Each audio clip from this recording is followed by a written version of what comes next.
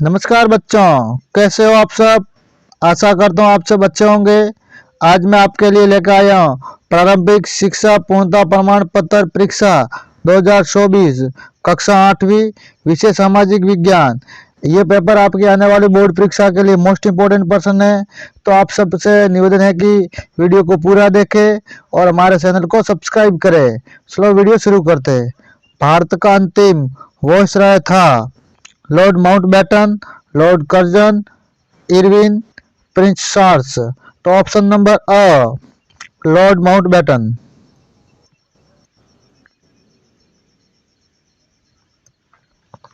सर्वप्रथम भारत आने वाली पश्चिमी ताकत थी अंग्रेज, डच, पुर्तगाली, फ्रांसीसी। ऑप्शन नंबर महलवारी व्यवस्था को लागू किया टॉमस मुनरो ने, हॉल्ट मैकेंजी ने, लॉर्ड क्लाइव ने, चार्ल्स कॉर्नवालिस ने। तो ऑप्शन नंबर हॉल्ट मैकेंजी ने। भारत में कितनी कितनी स्तरीय शासन व्यवस्था है? एक स्तरीय, द्विस्तरीय, त्रिस्तरीय या बहुस्तरीय? ऑप्शन नंबर त्रिस्तरीय। कानून बनाने में सर्वाधिक महत्वपूर्ण भूमिका होती है राष्ट्रपति की, उपराष्ट्रपति की, संसद की, विपक्ष की? ऑप्शन नंबर संसद की।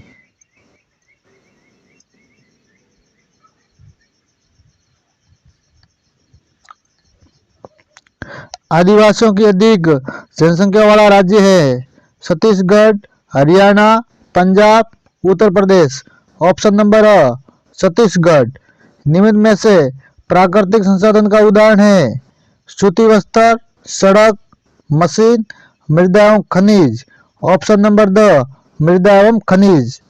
प्राणियों और पक्षियों के व्यापार पर प्रतिबंध की सूची कौन सी संस्था बनाती है? Red data book, CITES, UNICEF, wild life federation. Option number CITES।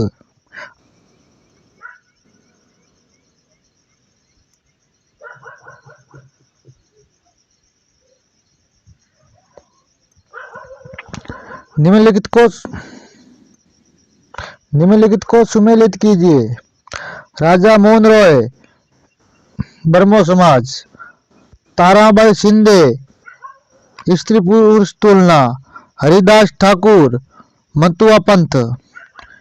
EV Ramaswamy Nair, स्वाभिमान आंदोलन।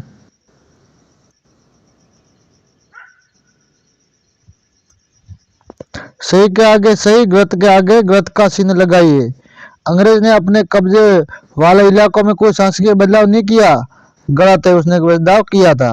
मुद्रा व्यवस्था दक्षिणी भारत में लागू की गई, यह सही है। झूम काश्तकार जमीन की जुताई करते हैं और बीज रोपते हैं, गलत। वो पेड़ पौधे काट कर जमीन से झूम काश्तकार है, वो जमीन की जुताई करते नहीं है। जुताई तो करते हैं परंतु वो पेड़ पौधे काट कर करते हैं। अंग्रेजों ने वफादार भूमि स्वामियों के लिए इनमो का ऐलान किया, सही है। धर्मनिरपेक्षता का मूल मंत्र क्या है? धर्मनिरपेक्षता का मूल मंत्र धर्म से संबंधित किसी भी तरह का वर्चस्व खत्म होना चाहिए। भारतीय संसद में कितने अंग है? भारतीय संसद में 3 अंग है राष्ट्रपति, राज्यसभा, लोकसभा।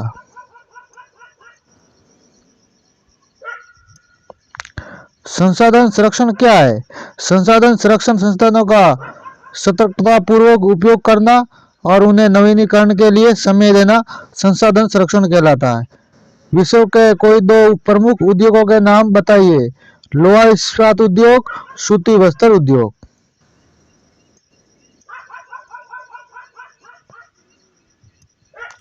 भारत सरकार द्वारा संचालित कृषि संबंधी कोई 2 योजनाओं के नाम बताइए। यहाँ लिखिए। कृषि कल्याण कोष, प्रधानमंत्री फसल बीमा योजना। राजस्थान में प्रथम रेल कब व कहाँ चली थी? राजस्थान में प्रथम रेल सन 1874 ईस्वी में बांदीकुई दौसा से आगरा फोर्ट उत्तर प्रदेश के बीच चलाई गई थी।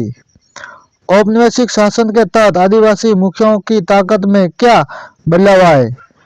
औपनिवेशिक शासन के तहत आदिवासी मुखियाओं की ताकत में निम्न बदलाव आए।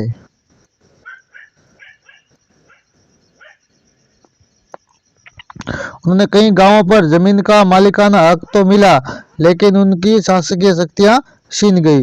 उन्हें ब्रिटिश शासन अधिकारियों द्वारा बनाए गए नियमों का पालन करने के लिए मजबूर किया गया। उन्हें अंग्रेज अधिकारियों को नजराना देना पड़ता था। साथ ही अंग्रेजों के प्रतिनिधित्व की हैसियत से उन्हें जनजातीय समूह को अनुशासित रखना पड़ता था, यानी अंग्रेजों के अनुसार काम करना पड़ता था। पहले उनके पास जो ताकत थी अब वह न रही। वे परंपरागत कामों को करने से लाचार थे, यानी मनमानी नहीं कर सकते थे।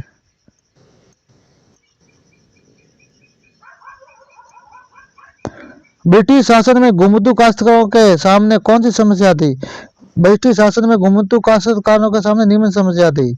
घुमतू काश्तकारों के लिए कम पानी तथा सूखी मिट्टी वाली जमीन पर हलों की मदद से खेती करना आसान नहीं था।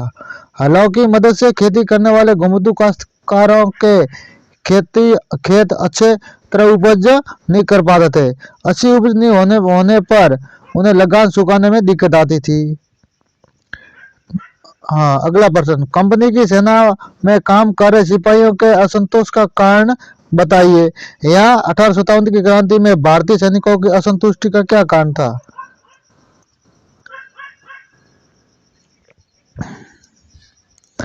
अधिकतर सिपाही किसान परिवार से आते थे। अत्यधिक लगान तथा कर वसूली के सख्त तरीकों के कारण किसानों को बहुत नुकसान उठाना पड़ रहा था। किसानों का गुस्सा जल्दी ही सिपाहियों में फैल गया। वे अपने पद, वेतन, भत्तों तथा सेवा शर्तों से भी नाखुश थे। अंग्रेज द्वारा बनाए कुछ नए नियमों के कारण भी उनकी धार्मिक भावनाओं को ठेस पहुंचती थी। विधवा विवाह के पक्ष में ईश्वर चंद विद्यासागर का योगदान लिखिए। ईश्वर चंद विद्यासागर ने विधवा विवाह के पक्ष में प्राचीन ग्रंथों का उदाहरण देते हुए सुझाव दिया कि विधवाएं फिर से विवाह कर सकती है, और उन्हें सुझावों को ब्रिटिश अधिकारियों द्वारा स्वीकार कर लिया गया था। इस पर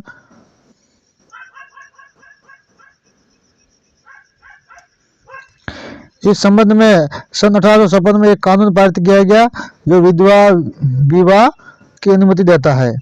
रॉयल्ट अधिनियम या कानून क्या है?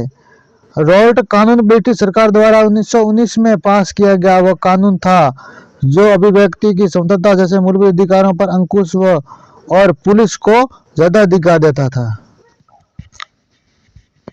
हास्याकर्ण शब्द से आप क्या समझते? अपने शब्दों में 2-3 वाक्य लिखिए। हास्याकर्ण शब्द से आशय है कि वह समुदाय जो समाज की मुख्य धारा से अलग कर किनारे या हाशिए पर धकेल दिया गया हो। इस समुदाय समाज के केंद्र में नहीं होता था, उसे इस तरह की बेदखली एक एहसास रहता है। सलवासी पशुचारण से आप क्या समझते? सलवासी पशुचारण कृषि के पशुचारक अपने पशुओं के साथ साथ चारे और पानी के लिए एक स्थान से दूसरे स्थान पर निश्चित मार्गों में से घूमते रहते। पशुचारक मुख्यतः भेड़, ऊंट, मवेशी, याक और बकरियां पालते थे। ये पशुचारकों और उनके परिवारों के लिए दूध, मांस, ऊन, खाल और अन्य पदार्थ उत्पन्न करते थे। ये आपको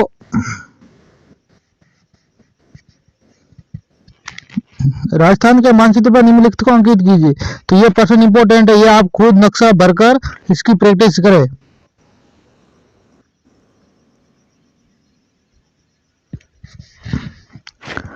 विश्व में जनसंख्या के असमान वितरण से क्या कारण है? विश्व में जनसंख्या का वितरण काफी असमान है।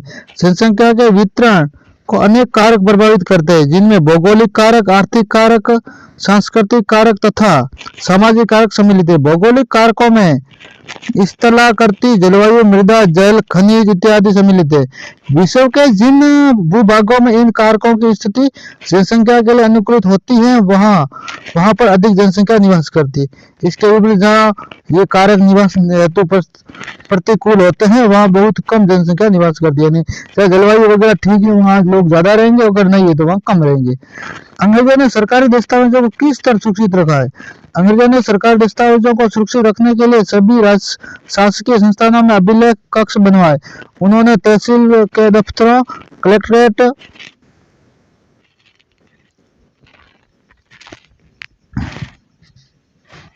कमिश्नर के दफ्तर, प्रांतीय सचिवालय, कचहरी आदि सभी के लिए उन्हें पृथक पृथक रिकॉर्ड रूम बनवाए। इनमें सरकारी दस्तावेजों को सुरक्षित रखा जाता था। महत्वपूर्ण दस्तावेजों को बचाकर रखने के लिए अभिलेखागार, आर्काइव तथा संग्रहालय जैसे संस्थान भी बनाए गए। 19वीं सदी के शुरुआती वर्षों में सुलेखन विषयों द्वारा दस्तावेजों की नकलें बनाई जाती थी। बाद में छपाई तकनीक द्वारा सरकारी दस्तावेजों की अनेक प्रतियां बनाई जाने लगी। निम्नलिखित के अंतर स्पष्ट कीजिए। प्राथमिक क्रिया तथा तृतीय क्रियाएं, निर्वाह कृषि एवं गहन कृषि, यानी यहाँ दोनों में से एक का उत्तर देना होता है। दोनों में मोस्ट इंपोर्टेंट है, हमें आपको दोनों याद करने हैं।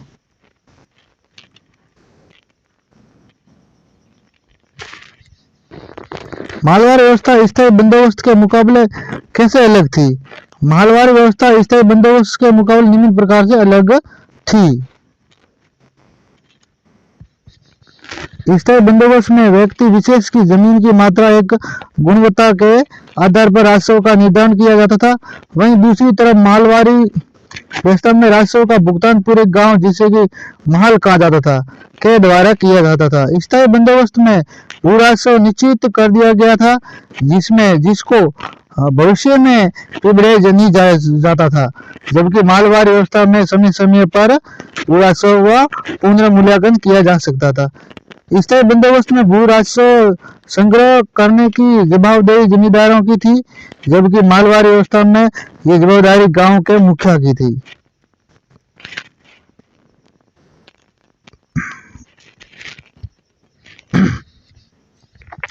प्लासी के युद्ध का विस्तृत वर्णन कीजिए। प्लासी के युद्ध के कारण 1756 में सिराजुद्दौला बंगाल का नवाब बना। कंपनी को सिराजुद्दौला की ताकत से काफी भय था। सिराजुद्दौला की जगह कंपनी एक ऐसा कठपुतली नवाब चाहती थी जो उसे व्यापारिक रियासतों और अन्य सुविधाएं आसानी से प्रदान कर दे। कंपनी ने सिराजुद्दौला के प्रतिद्वंदियों में से किसी को नवाब बनाने का प्रयास किया, किंतु कंपनी को कामयाबी नहीं मिली। सिराजुद्दौला ने आदेश किया कि कंपनी उनके राज्य से राजनीतिक मामलों में टांग अड़ाना बंद कर दे, किलेबंदी रोके और बाकायदा राजस्व चुकाए। उक्त कारणों से दोनों पक्षों के बीच प्लासी का युद्ध हुआ।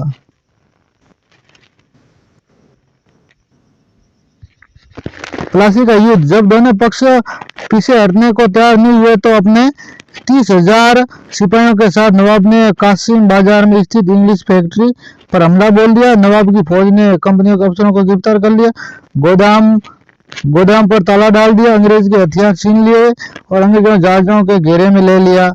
इसके बाद नवाब ने कंपनियों को कलकत्ता स्थित किले पर कब्जे के लिए उधर का रुख किया।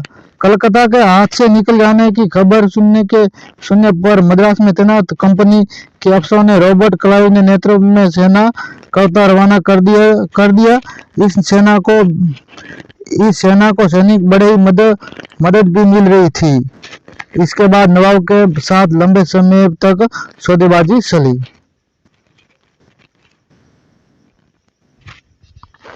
अंत में 1757 में रॉबर्ट क्लाइव ने प्लासी के मैदान में सिराजुद्दौला को पराजित कर दिया। नवाब सिराजुद्दौला को हार के कारण उसके एक सेनापति मीर जाफर की कारगुजारियां थी कि मीर जाफर की टुकड़ियों ने इस युद्ध में हिस्सा नहीं लिया, क्योंकि उसने रॉबर्ट क्लाइव से हाथ मिला लिया था। 18वां प्रश्न है, रेत नील की खेती में से क्या कतरा रहे थे? रेत नील की खेती से क्यों कतरा रहे थे? रेत नील की खेती करने से निम्नलिखित कारणों से कतरा रहे थे। रेत को नील की खेती के लिए अग्रिम ऋण दिया गया था, किंतु फसल कटने पर बहुत कम कीमत पर अपनी फसलें बेचने के लिए मजबूर कर दिया जाता था। इस कीमत से वे अपना ऋण नहीं चुका पाते, फलतः वे कभी न खत्म होने वाले कर्ज के चक्कर में फंस जाते।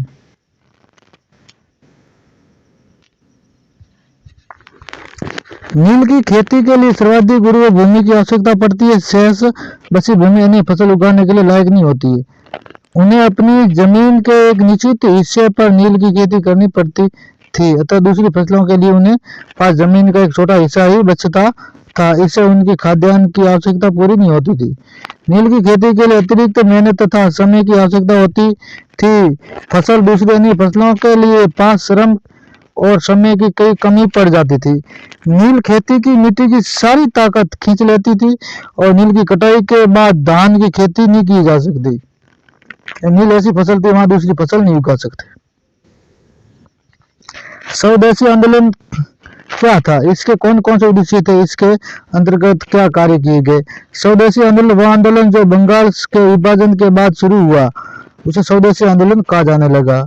स्वदेशी आंदोलन के मुख्य उद्देश्य, इस आंदोलन के मुख्य उद्देश्य ये थे: ब्रिटिश शासन का विरोध करना और स्वदेशी उद्यम, राष्ट्रीय शिक्षा, भारतीय भाषाओं के प्रयोग एवं स्वयं सहायता के विषयों का प्रोत्साहन देना, स्वराज के लिए संघर्ष हेतु जनता को लामबंद करना, ब्रिटिश संस्थान एवं वस्तुओं के बहिष्कार पर जोर देना, यानी अंग्रेजों की वस्तुओं को नहीं खरीदना। स्वदेशी आंदोलन के अंतर्गत किए गए कार्य, इस आंदोलन के तहत अंग्रेजी कपड़े तथा अन्य विदेशी वस्तुओं का बहिष्कार कर जगह जगह विदेशी कपड़ों की होलियां जलाई गई और अपने देश में बनी वस्तुओं के लिए जन जागरण किया गया। किसी लोकतांत्रिक देश को संविधान की जरूरत क्यों पड़ती है? किसी लोकतांत्रिक देश को संविधान की जरूरत होने के प्रमुख कारण निम्नलिखित है।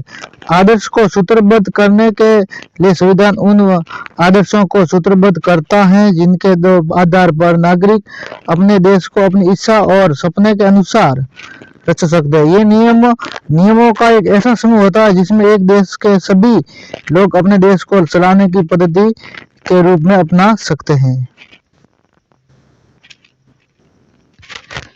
संविधान द्वारा ये तय किया जाता था कि उस देश की राजनीतिक व्यवस्था कैसी होगी। सत्ता के दुरुपयोग को रोकने के लिए लोकतांत्रिक समाजों में प्राय संविधान ही ऐसा नियम तय करता है जिनके द्वारा राजनेताओं के हाथों सत्ता के दुरुपयोग को रोका जा सकता है। बहुमत की निरंकुशता पर प्रतिबंध लगाने के लिए लोकतांत्रिक समाजों में भी बहुमत की निरंकुशता का खतरा बना रहता है। अल्पसंख्यकों पर बहुसंख्यकों की इस निरंकुशता पर प्रतिबंध लगाना भी संविधान का एक महत्वपूर्ण कार्य है। व्यापक हित के सिद्धांतों की रक्षा के लिए लोकतांत्रिक समाजों में कई बार हम किसी मुद्दे पर बहुत तीखे ढंग से सोचने लगते हैं। ऐसे विचार हमारे व्यापक हितों के लिए नुकसानदेह हो सकते हैं। संविधान में हमें भावनाओं से बचने में मदद करता है और इस प्रकार संविधान में हमें ऐसे फैसले लेने से भी रोकता है जिनसे उन बड़े सिद्धांतों को ठेस पहुंच सकती है जिन्हें देश को आस्था रखता है।